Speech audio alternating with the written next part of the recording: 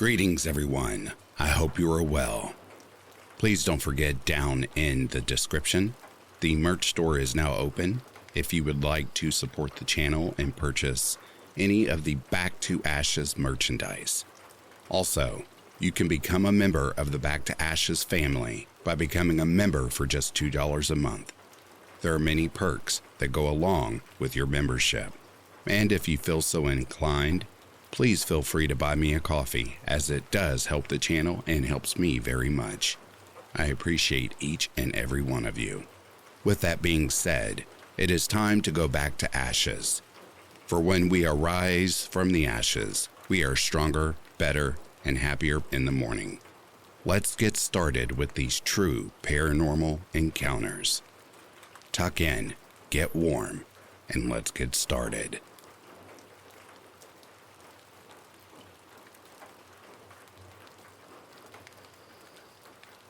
This story was around 5 years ago, but both me and my mom remember it to this day. My mom was picking me up from high school at the time.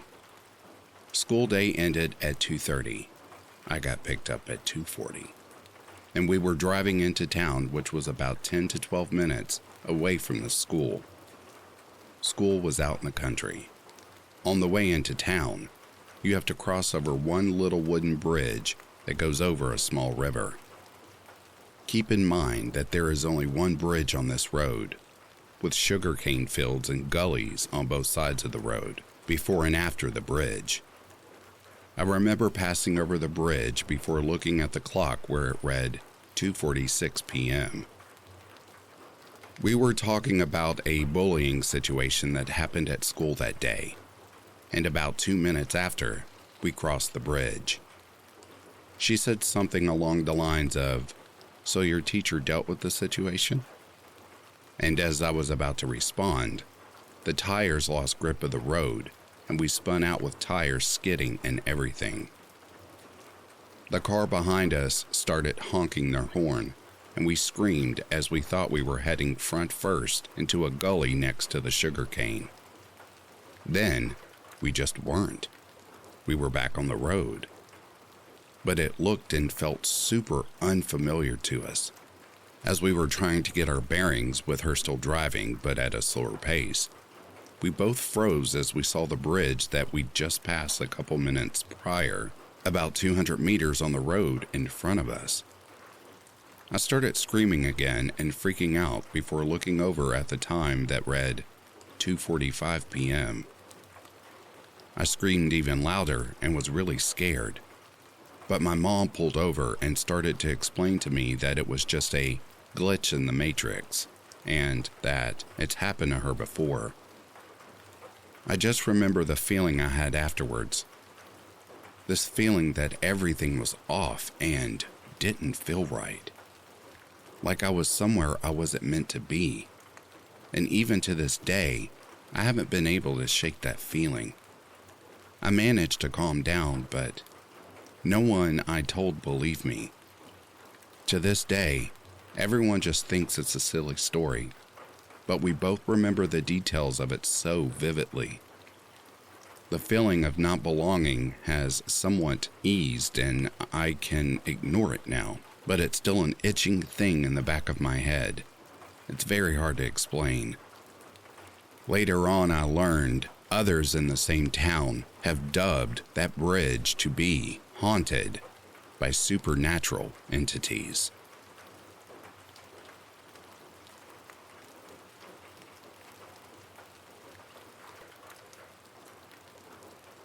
I live on a farm on the side of a mountain in the middle of nowhere in British Columbia's interior.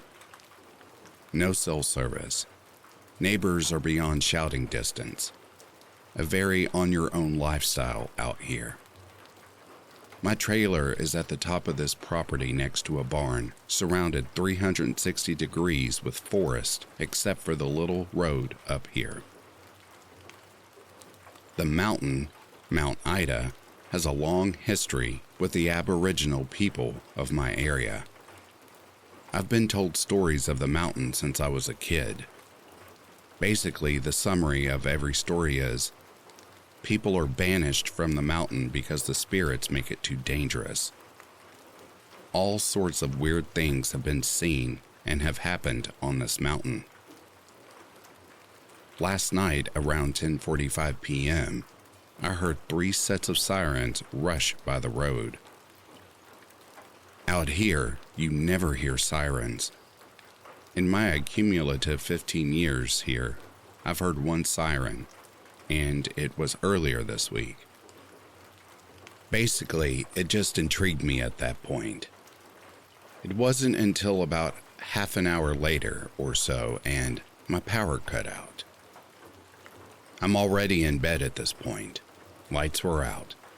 Only way I actually noticed this was because I had no Wi-Fi.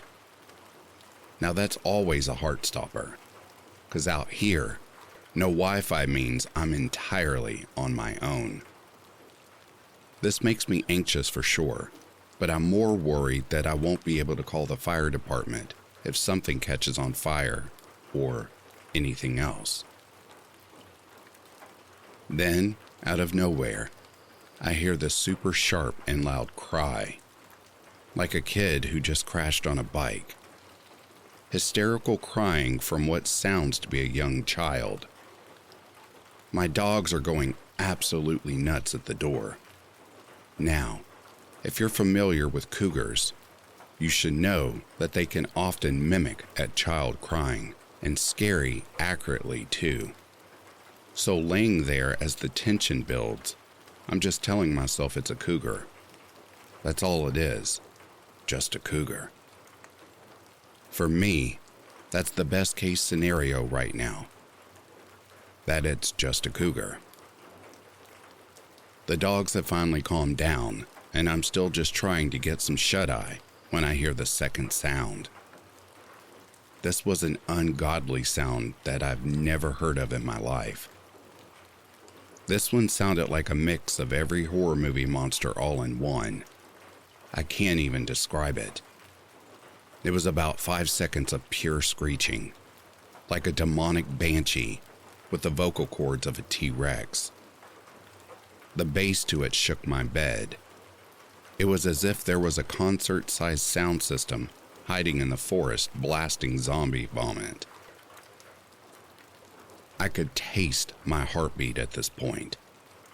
My dogs are acting like rabies-ridden pit bulls towards the door, snarling and growling like whatever just screamed was on the other side of the door. I didn't know what to do at that point. I couldn't call or get in contact with anyone. All the lights were off, and I'm just laying there in the dark, utterly and completely scared. I was not about to get up and go investigate. It's the middle of winter, of course, too. I just laid there checking my phone every 30 seconds, seeing if the Wi-Fi had come back on. Nothing else came after, though. I just ended up falling asleep at some point. As of this morning, everything is back to normal. Nothing creepy going on, and the power's back on. I made a post in the local Facebook group. Nobody else in the area heard anything, and only a few lost power as well as me. So, take it as you will. Cougar in heat, Bigfoot coming out of hibernation, 1,000-year-old native ghost trying to get me off his land. I'm not a very paranormal guy, and I have no idea what it could have been at this point. Here's a quick update. So to start, it has been confirmed the sirens and the power was lost due to a motor vehicle incident into a power pole a kilometer or so down the road. Strangely enough, I have also found out that the other siren a week or so ago was also responding to a MVI, but in almost the exact same spot. So, take that as you will. I also decided to open Reddit for the first time to see all the comments at about 1 in the morning. Terrible idea. You guys have all scared the crap out of me even more, but thank you as well. Also, yes, I do have a generator. Problem is, it's up in the barn along with the Wi-Fi router. Definitely was not going to even open my bedroom door, let alone go outside, after hearing that and go into the dark and creepy barn, so screw around with the Jenny. I have checked around the walkable vicinity. No tracks or anything of interest that I found, although I did not want to go searching through the forest for tracks, to be completely honest. As for gun protection, I would absolutely love to have a gun for this exact reason, but it's a hassle in Canada, and even if I did decide tomorrow was the day, it's a long process, and I probably wouldn't have a gun until next winter, so that won't help me right now. A cougar? As I said, the first one was definitely a cougar in my opinion. I have heard many cougars throughout my life, and they've made a lot of weird noises. But that second one, I just have a tough time accepting that noise was a cougar. In the defense of it being a cougar in heat though, the weather has been absurdly strange and very warm. Usually it's about -15 this time of year, but it's sitting at around 0 these past few weeks. This could cause some animals, including cougars, thinking it's spring, concluding to some weird behavior. A government lab? I have to unfortunately say this is most likely not the case. I've explored a lot of the mountain trails in my back 40 that go into Crown Land and up to the rest of the mountain. It's just logging and trails up there. My area is very boring, and you would notice any type of suspicious vehicles coming in and around here. Unless they're sneakily driving around mid-2000s rusted out F-150s, because that's about 3/4 of the vehicles out here, myself included. I would really like to believe that it was some crazy one-off wild animal sound that was just freakishly close to my trailer. But a lot of these Bigfoot theories are very similar to what I experienced.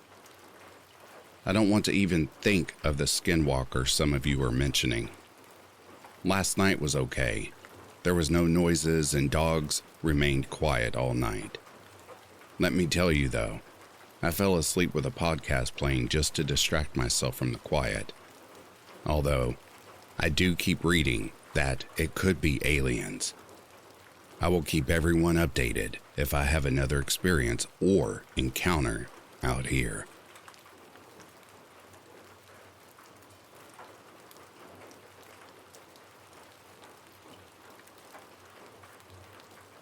This happened a few years ago and has stuck with me since then, purely because of how terrifying it was. So, me and my brother have the same room. We have a double roof bed and I sleep in the upper part. The bed isn't really comfortable, and whenever I slept on it, my back would hurt a lot in the morning. Point is, I would occasionally go to sleep with my mom since her bed was really comfy and cozy. One night, when I decided to sleep at my mom's, I woke up for no apparent reason. I checked the timer that was on my right, and it was around 3 to 4 in the morning. This wasn't really a big surprise because this would happen a few times a month, but this one felt different. After readjusting myself in the bed while looking at the open door on my left that would lead to the hallway, a black silhouette of a head just appeared, peeking at me. My eyes opened wide immediately, but I closed them shortly after, but still had them a little open so I could see the figure. At this point, my heart started racing more than it ever has done in my life. It wouldn't go away. It would just stand there, staring at me, not moving an inch, as if it was making sure I wouldn't try to get up and do something. This staring went on for probably 30 to 45 minutes. I don't truly know how long, and I did not dare to move to my right to check what time it was. After those extremely long 30 to 45 minutes, the figure proceeded to go somewhere else, I guess. Of course, I was still extremely scared, so I couldn't just sleep after that. After some time had passed, I noticed that the door started closing. We didn't have the balcony open, so it couldn't have been the air doing that. At the same time, I never noticed any arm pulling the door or anything like that. Maybe it was just too dark or my eyes were too close to see it, but whatever. I didn't sleep the whole night. I just kept looking at the door and anticipating what was going to happen next. But nothing else happened after that. I noticed it was getting brighter outside, and so I kept thinking of getting up and checking the house. Once it became pretty bright outside, I turned to my right to look at what time it was, and it was about 6 a.m. I finally had gotten the courage to get up and cautiously open the door leading to the hallway to check if anything was wrong. I checked every single room, but I didn't find anything wrong. All the balcony doors were locked.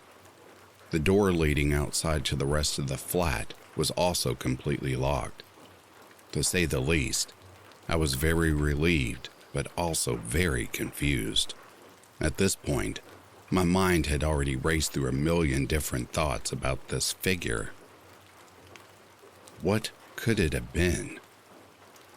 It could have been a burglar, but I didn't notice any door unlocked or tampered with. I told the story to my brother, and he told me that maybe it was him because he would occasionally check up on us at night to make sure we were okay. If it was, though, I would have been able to discern his facial features, right? The thing I saw was a pitch black silhouette. No hair, no nothing. It stood at least 8 feet tall. At least I should have been able to recognize his long hair. I honestly have no idea what it could have been, other than a weird spirit just deciding to pay us a visit, or possibly an alien. At this point, I still have no idea.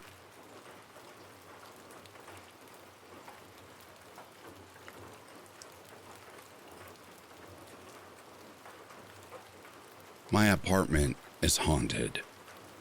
I don't know if it's a ghost, alien, or demon, but really weird things are happening. I feel watched almost all the time, and I see people from the corner of my eye or in reflections. And when I look at it, it's gone. In October, I had some demon scratches on my arm, and there were a couple bad ghosts who did some creepy things. I went to a medium. She said I should say sorry to the ghosts because they probably came through a Ouija board. To me, that was a stupid idea. I told them I am sorry and that they aren't welcome here and should leave. Then it stopped after a couple days and I felt better. But for about 1 or 2 weeks, I think they came back. It feels like it, and I see it from the corner of my eye. It looks like some hot air is floating through the door or the air, and when you see the shadow moving fast to another point. Suddenly, where it's going, the things started to move. For example, I had Christmas decorations over my couch, and I saw the shadow moving to it, and then the bells started swinging, like somebody wanted to show me he is here. And it was 3 times in a row, 2 different bells. All windows were closed and the blinds were down. Yesterday, at about 3:40 in the morning, I wanted to go to bed. My door was open, and my room is right next to the room, which was haunted the most. I heard a girl whisper something really loud. I heard it 100% clearly, and it was the same voice I heard a couple months ago. I don't know if they want to do bad things or if they need help or what. I started talking to them when I first noticed them because I thought they need help, but they trolled me, and I think they got the energy of me and more bad things happened. There was definitely a demon or alien who chased me even when I was out of the apartment. I was with a friend at the train station when we heard a girl saying, "Psst," when nobody was around. Then the lights flickered behind me, and then it sounded like somebody was making some noise with their fingernails on metal in a rhythm. We both heard it loud as day. Much more has happened, but I can't tell you all of it, otherwise I'd be writing for days. I don't know how to get rid of them in a friendly way. Can somebody please help me? Does anybody maybe know what they want?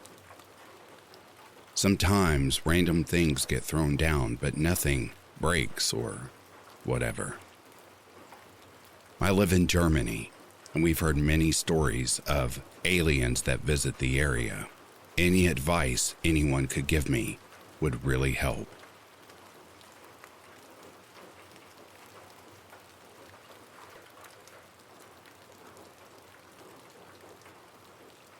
I'd had this dream or nightmare that occurred every single night for over 10 years. I'll let you decide as the story goes on.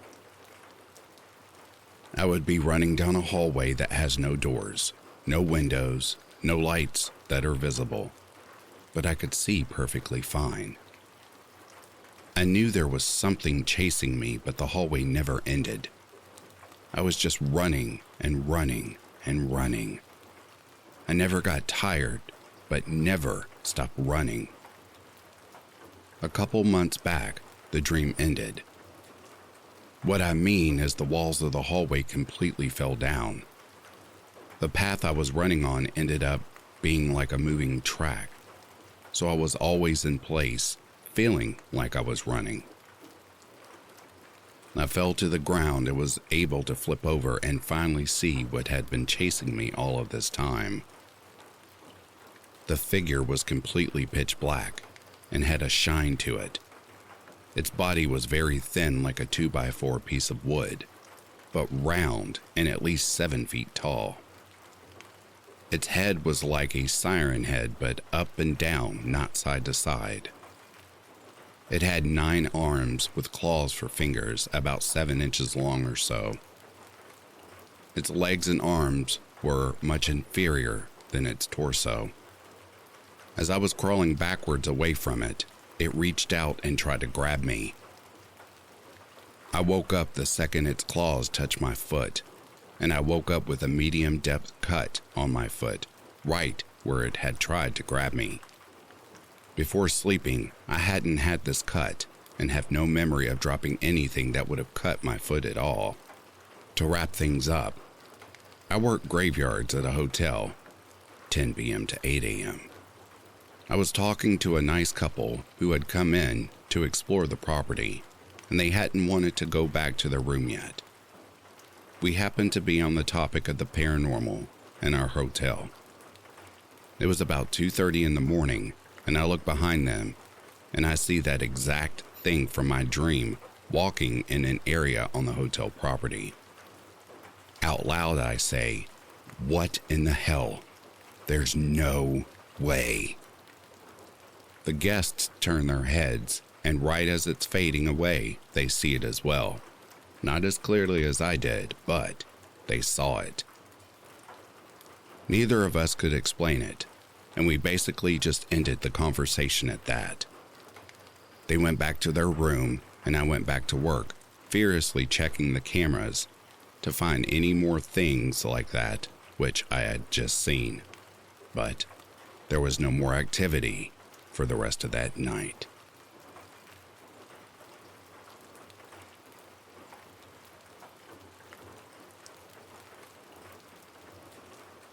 My cats were separated, with one in the attic with me and one downstairs with my family, because they fought, and my upstairs cat is now petrified of the other one being on the same floor. My siblings constantly left the attic door open, and the downstairs cat would come up and start problems. My attic is set up where on one side was the staircase leading to an open room, then a short hallway, then the door to my room that took up the rest of the attic. Anyway, I was in my room smoking greenery and have a clear line of sight to where the attic stairs are in case someone came up. Then I see my downstairs cat run up and lay on the bed we have in the other room. At this point, I'm annoyed because I'm always telling them not to let her up here, not to leave the door open either. So, then my younger sister runs up with a look like, "Oh my God, they already saw that the cat came up." So I walk into the other room and start going off on her. Not yelling, but sternly telling her, "I've already asked you to not to leave the door open and make sure the cat didn't come up. So now you have to grab her and take her downstairs because I'm not doing it again." She starts whining. "Oh, come on. I'm afraid she's going to scratch me." She's not going to scratch you. And even if she does, that's your problem. You wouldn't have to grab her if you had closed the door. "Can't you grab her this time again? And then if she comes up again, I'll do it?" "No, I'm tired of doing it." At this point, I turn to my right to look at the cat on the bed, but she's not there anymore. I look at my room since my door is still open, and my upstairs cat is sitting in the middle of the floor unbothered and watching us bicker. So, I assume the cat ran under the bed to avoid being dragged downstairs. I look at my sister again, point to the end of the bed and say, "Grab that cat." She says, "Come on. I don't want to get scratched. Can you please do it?" I'm getting more and more annoyed having to tell her over and over, so I yell, "You need to grab the cat and take it downstairs right now, because I am not going to tell you again." Then, this little girl had the audacity to look me right in the eye and giggled, almost laughing at me, but fell by the foot of the bed and laid on the floor to look under the bed for the cat. Now, where she was out of my line of sight, because it was a tall and wide bed, so the mattress blocked her body almost entirely, I stood there waiting, watching my cat still just looking at me from my room, and then I realized she was taking way too long, and it didn't even sound like she was moving at all to try and reach the cat. I turn back and say, "Hey, Steph, come on this side and see if you can reach her over here. She's probably by the wall." No answer, no movement, nothing. "Steph, get up and check over here. You're not going to reach her if..." As I'm walking over, I notice there is a green storage container exactly where my sister would have been laying down. My sister wasn't there. The downstairs cat wasn't there. And my cat was still in my room watching me. I slowly backed into my room and locked the door, then proceeded to shut myself in the room till I almost pissed myself because I was too afraid I'd see whatever spoke to me again. I eventually did go downstairs to use the bathroom and asked both my father and sister if any of them went upstairs at all today, but they all said no. I have never ever hallucinated before or after this happened, high or not. I saw it. It talked to me, had an entire conversation with me. Then it laughed right in my face when I believed it. My sister disappeared, so what I can't figure out is, what was that thing in that room?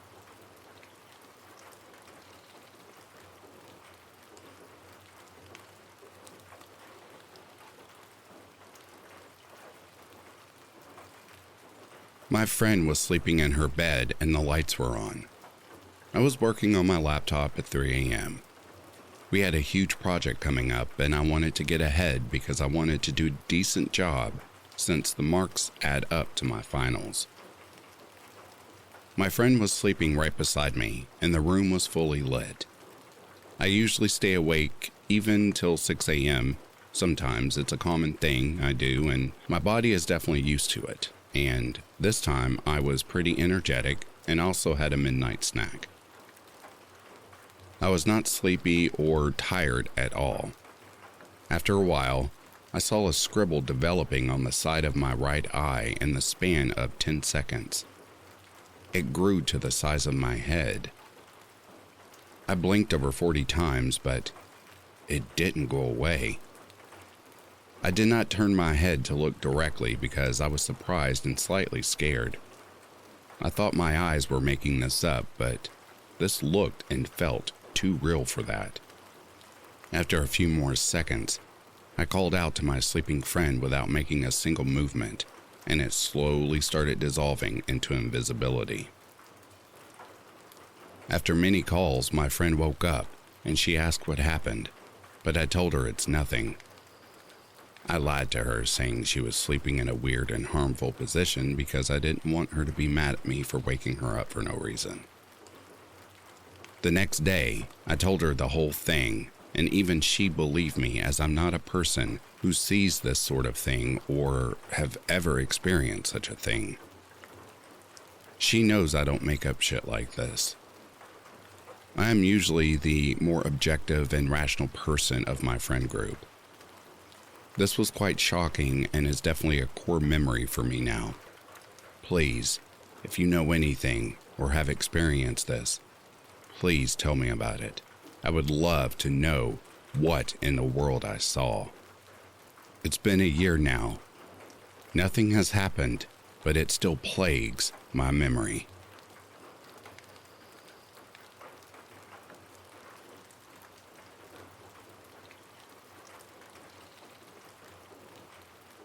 I'm now 29, but 13 years ago, when I was 16, my mother and I started experiencing a lot of strange paranormal activity. One night, I went to sleep with the lights on because I was having a lot of anxiety. I fell asleep but realized I was awake. I could see the entire room but realized I couldn't move my body. Slowly, I turned my head to the left. I realized there was a man on the left side of my bed crouched at eye level. He was so close that I'd almost be able to feel his breath on my face. His eyes were wide, and he was talking feverishly, as if he was trying to explain something important. He had short, straight, dark brown hair, a plain, dusty blue t-shirt. He was white and had average brown eyes. He wore normal jeans. He looked like he could be anybody. All I remember is a single tear go down my cheek. I was forced to stare at him talk feverishly without being able to hear him. He stood up and walked towards the wall, and I blacked out until the next morning.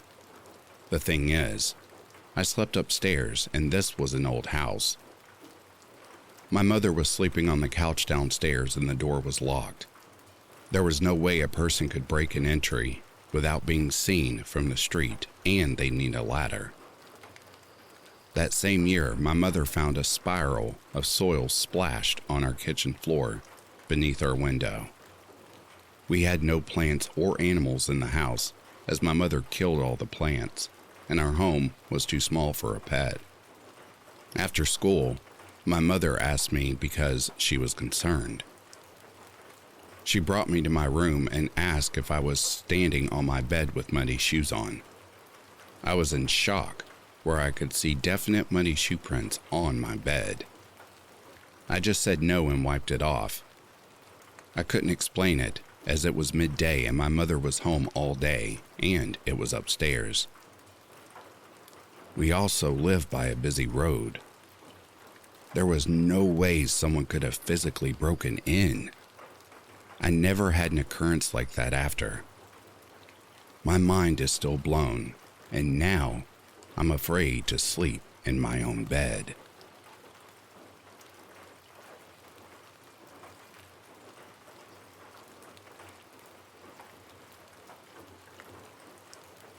This was about 20 years ago in an apartment in San Diego, which was a new build.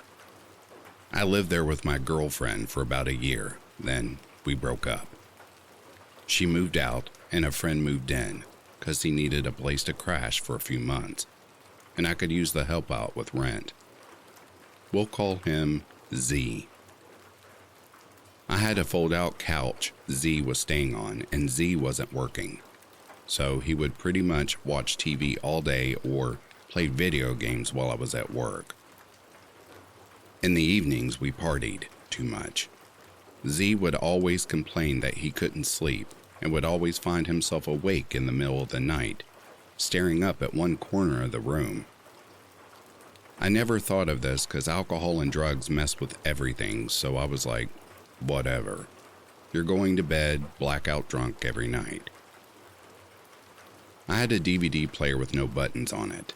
You had to use the remote to control anything besides turning it off or on.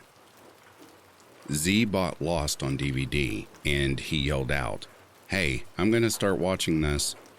And I said, "Let me know when it is loaded and I'll come out." A half hour passed, and I went out to find the place a mess. Long story short, he couldn't find the remote. We then collectively tore that place apart. We spent nearly 2 hours looking everywhere for the remote.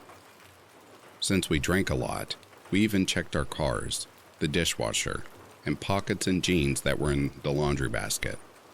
Literally everywhere. Since Z was staying on the pull-out couch, we of course took that all apart and it wasn't there. At this point, we felt defeated and agreed to go buy a new DVD player to watch Lost. We put the house back together and were sitting on the couch side by side, and I knew it was a long shot, but I thought, I didn't check the freezer, even though we checked the fridge.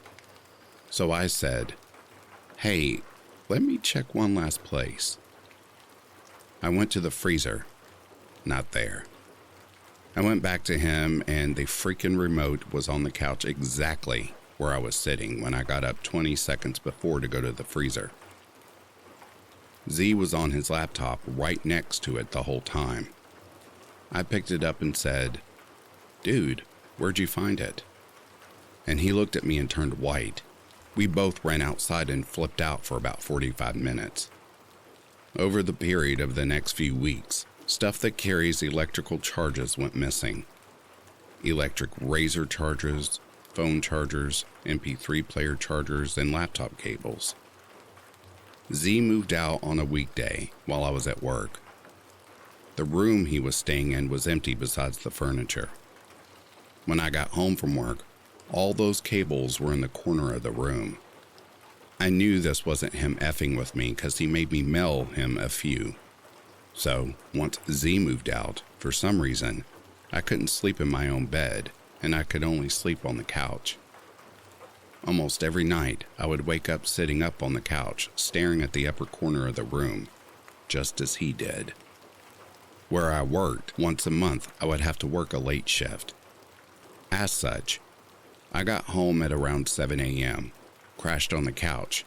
At around 10 a.m., I woke up, and there was an old man standing in front of me about 4 feet away. I played it off as if I was just tired and dreaming, but I stared at him for about a minute and realized I was awake. He wasn't dressed like an old man either. He was wearing a t-shirt, sneakers with socks that went to his calves, and a baseball cap. After about 3 minutes, he, in an unnatural way, turned to look at me, made eye contact, then took a few steps and disappeared. I flipped the F out, and while I planned to move out of here in 2 weeks, was gone in a few days. I have a few more stories like this, but this one carries the most weight, so I wanted to share it, just in case someone can tell me what in God's name I had just witnessed.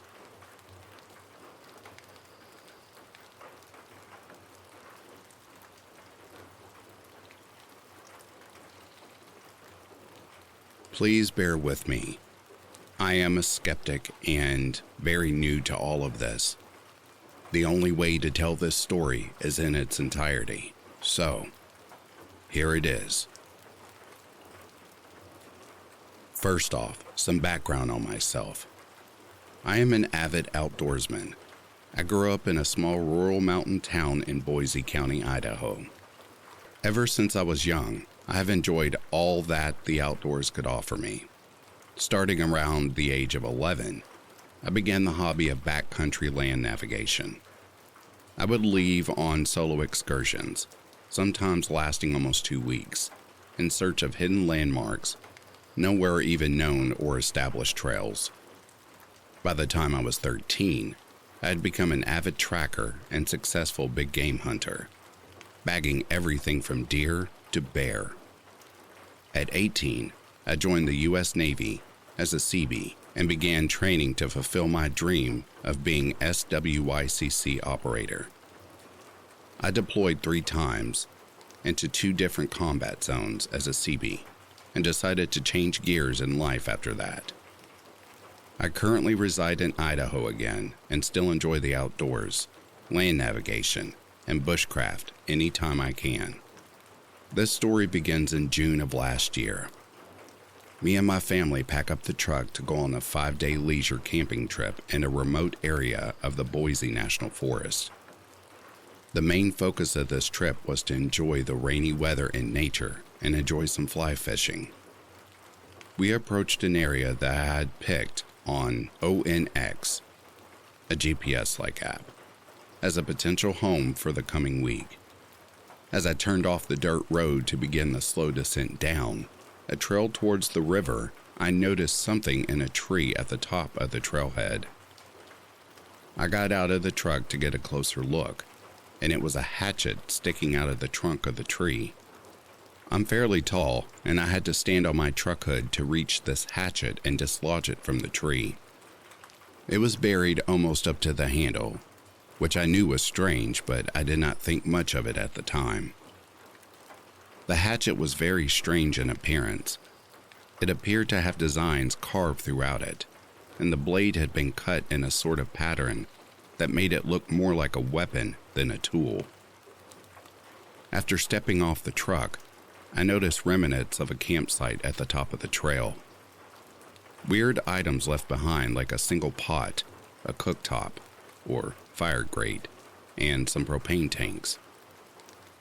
It wasn't like a complete camp, but definitely some trash and other things left behind. I cursed the previous campers and told my wife we would pack it out when headed home. We reached the spot I was looking for, and it was amazing. Unusually high rains had swollen the river and created an amazing spectacle like something out of a rainforest. Trees jutted straight out of the river.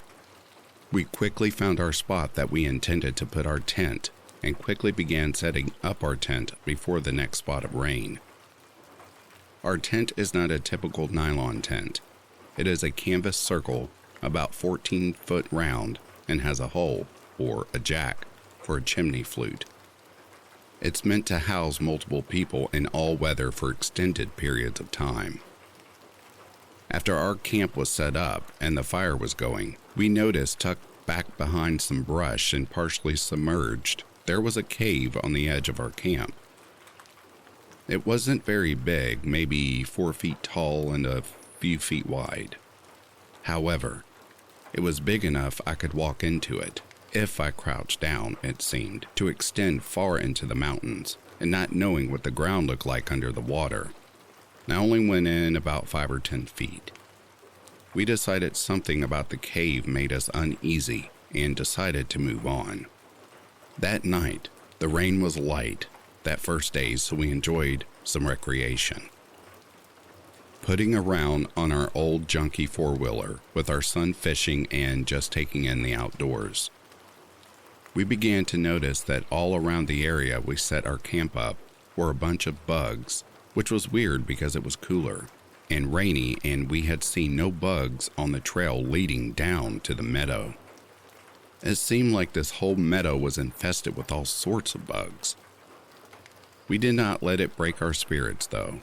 Idaho has bugs, and we often share our space with them while camping. As we started to wind down the evening and cook dinner over the fire, I couldn't help but think about the cave and the hatchet. I became overwhelmingly saddened and just had this feeling that the area I had chosen was just disrespected by all other previous campers. As me and my wife enjoyed a few minutes of quiet after putting the baby to bed, we could not stop focusing on the cave. By the time we were off to bed, the feeling of anger and sadness I had felt got more intense, and my wife vocalized the same thing. We had decided that something about the spot was just not sitting well, so we agreed we would move camp further down the trail in the morning. That night, I couldn't sleep. I just laid anxiously and listened to the rain. I could hear whooping coming from the other side of the river, but quickly convinced myself it was likely a bird because it almost sounded like an owl, but the sounds would just get louder, and I could hear them all over the mountains on the other side of the river. I would hear splashing and booming like large boulders were being thrown into the river. But I quickly told myself that it was just rocks tumbling either off the hill because of the rain or in the river because of the high water level. When I did finally sleep, I had a vivid dream of white and green lights floating throughout the trees of a forest. Not in any kind of shape, but just floating from behind one tree to another. I felt angry and sad in my dream. I was abruptly woken by my child and looked at the time and was early but a nice time to get up and start the day. I shook off the previous night and tried to have a good day. That day was fairly uneventful. We abandoned the plan to move camp and decided it was just us being picky. That night, before we went to bed, I could hear the whooping again. Except this time, it sounded closer and more human than ever. I ignored it and went to bed. That night, I didn't sleep, and my wife did not either. We listened as the whooping became almost more chant-like and sporadic. Like if someone was whistling back and forth to a hunting partner to locate them in the thick bush. Suddenly, something hit the outside of our tent. Being that it's stretched canvas, it was like throwing a stone at a drum. We both sat up and silently looked at each other. And then another hit, this time on the opposite side. I grabbed my .44 out of my footlocker, loaded it, and held it at my side as we sat there listening. It was silent other than the rain. Then, 2 more thuds on the outside of the tent, this time simultaneously and on opposite ends. They were much harder hits and actually shook the tent. I jumped off the cot, unzipped the tent, and ran out, flashlight and gun in hand, and cleared the campsite. I could hear movement and whooping across the river, but there was nothing in the camp. I looked on the wet ground for animal tracks and rocks, but there was nothing. I'm not sure why I did this, but when I went back in the tent to console the kiddo and my wife, I just told my wife it was pine cones falling from a nearby tree. Maybe I just didn't want to freak her out.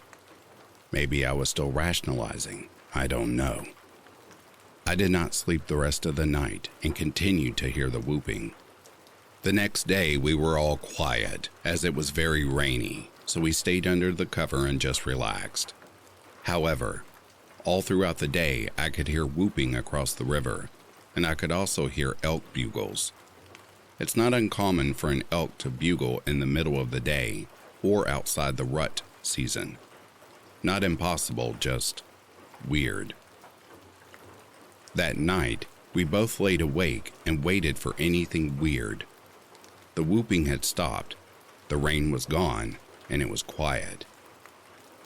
My wife started whimpering, and I asked what was going on. She started to become hysterical and said she didn't feel safe and she wanted to leave. And not just leave, she wanted to abandon everything and just leave. After about an hour, I calmed her down and she fell asleep. I started to hear the whooping again, but I was just so exhausted at this point I fell asleep. I had another vivid dream, or I think it was a dream.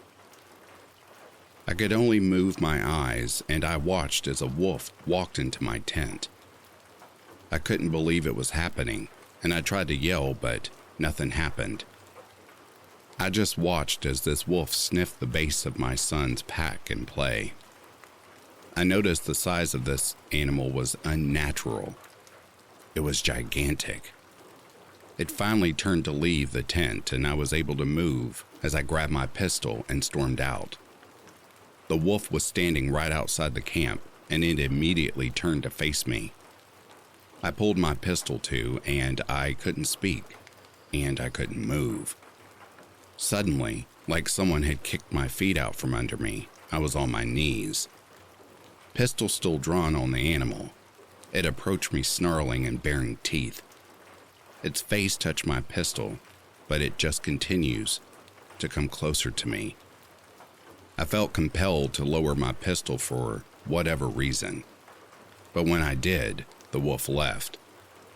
My wife woke me up saying the tent had a leak. I was soaked and so was the bed. Without telling my wife why we packed our camp in record time and made a 100-mile trek home. Before we left, I took the hatchet that I now attribute some bad feelings to and hung it off a branch on the tree I pulled it from. I have never had anything like this ever happened. I do not scare easily, and I am honestly embarrassed at how worked up I got. Regardless, I have not and will not go back to that river. Something doesn't want me there and clearly stated it. Since this trip, I have had increased night terrors, sleep problems, and growing aggression. I had brought the story up to the most sane and capable outdoorsman I know, my father-in-law, and he turned white as a ghost. He then told me a very similar story about the same area. He hasn't been back there since his incident.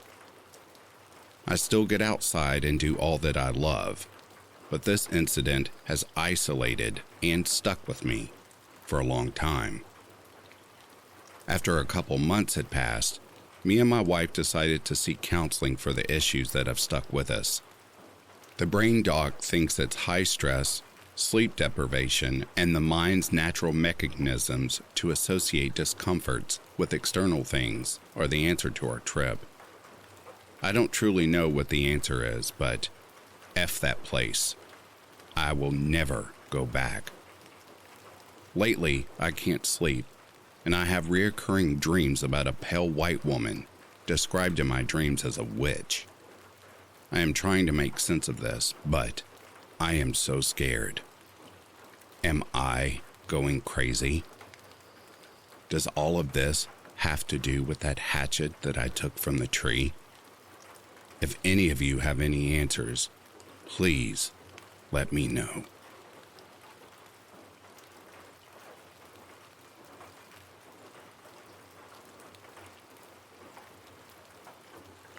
As of late, many people have been asking about the law of dominion.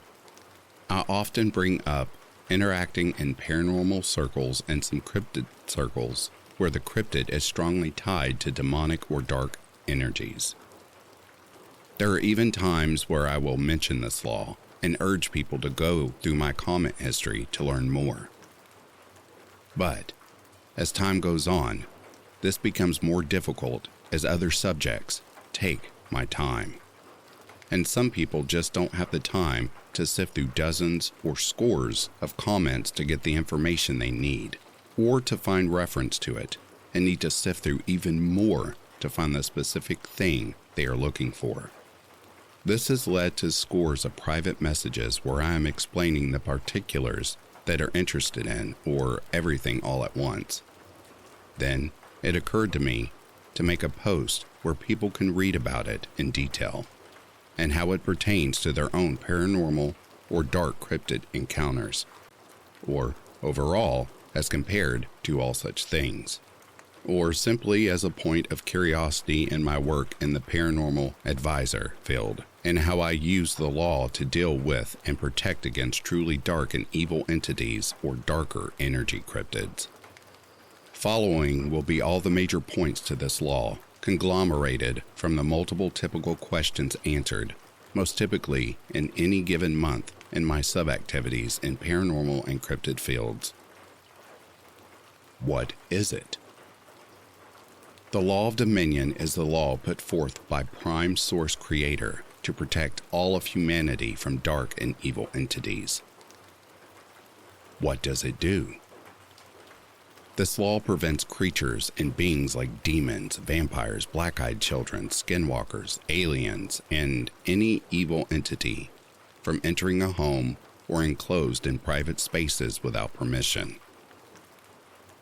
How does this manifest with most dark entities? Most evil entities will beg or demand entry, or try and trick people with sounds or voices to go out into the deep woods or darkness alone. What about animals or the truly innocent young children who don't know any better? The law of dominion protects young children even more. All evil entities are required to show their true face when trying to seduce young children as an added precaution, because most children will not allow it to come to them or go near such things. This is why young children have more night terrors or insist on monsters in public or things under the bed or in closets in earlier years of development. How can this law help me? The law can be invoked at any time to protect oneself or an area and works immediately on any dark entities, as any connection to light and holiness would be like invoking the blood of Jesus or singing Muslim songs to Allah that seem to work no matter the person's beliefs or background or convictions. Why does it work for anyone of any belief or spirituality, or lack thereof? Prime Source Creator is the source of all life and love in the universe, and is the basis of all religions. But because humans' concept of the divine is limited to a human brain, Prime Source Creator can work through any religion you prefer, as long as love is the core and intent. How do I personally invoke the law of dominion? I call Prime Source Creator into myself to heal, guide, protect, reveal, communicate, and manifest in the way best for my current spiritual growth and well-being.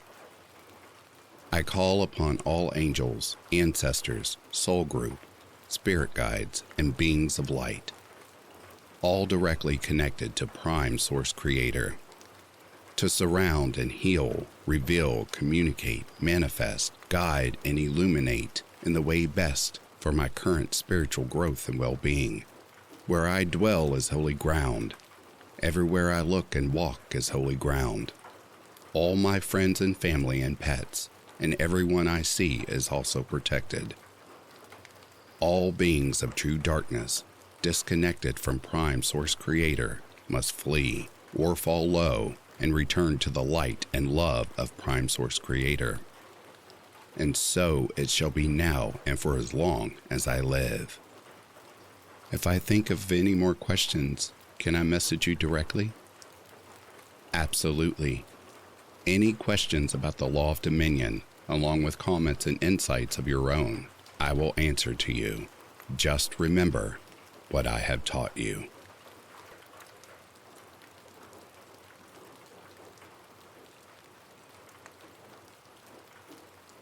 And that, dear readers, is the end of these true paranormal encounters. I hope that you are resting well and that you arise a better, stronger, and happier person in the morning. Until next time, I'll read to you soon. Good night.